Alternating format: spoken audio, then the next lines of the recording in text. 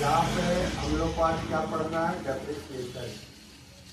ठीक है, डेप्रिसिएशन का हिंदी क्या होता है, ह्रास। ठीक है ना। नॉर्मली आप लोग जो फर्स्ट ईयर में पढ़ते हैं तो पहले क्या सिखाया जाता है आप लोग को कि डेप्रिसिएशन यदि चार्ज हो रहा है तो आप लोग एंट्री मार दिए, depreciation account debit to cash account. ठीक है, लेकिन इसको जो है एक्सपेंडेड फॉर्म में पढ़ना है। ठीक है, yes. तो पहले इसका डेफिनेशन क्या होता है,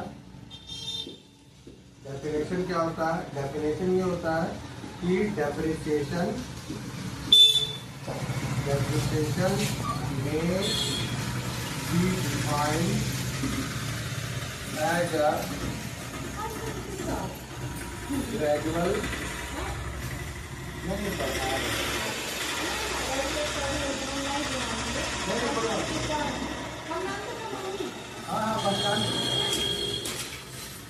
depreciation may be defined as a gradual depreciation. ठीक है, यस। इट में वैल्यू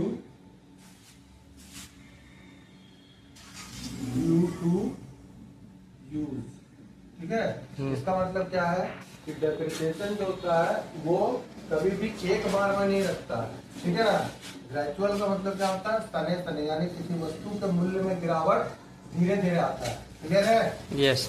दिक्कत है? नहीं, क्लियर। तो यहाँ पे क्या है कि जो ग्रेजुअल डेप्रिसिएशन जब भी चार्ज होगा तो धीरे धीरे चार्ज होता है। ठीक है ना, एक ही बार चार्ज नहीं होता। क्यों?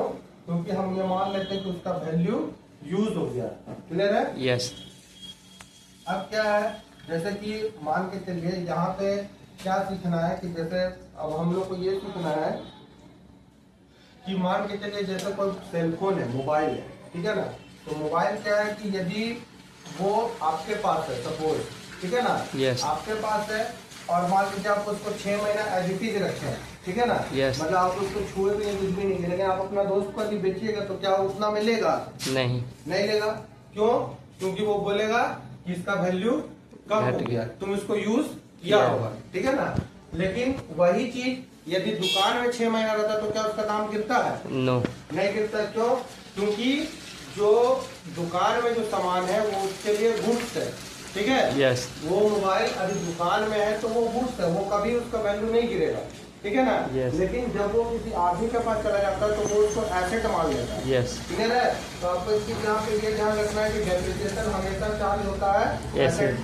क्लियर है? यस। इसका डेफिनेशन भी आपको पता चल गया। यस। ठीक है, अब यहाँ पे क्या है, इसका जो इसका जो है इसका मेथड है। ठीक है ना, यहाँ पे क्या मेथड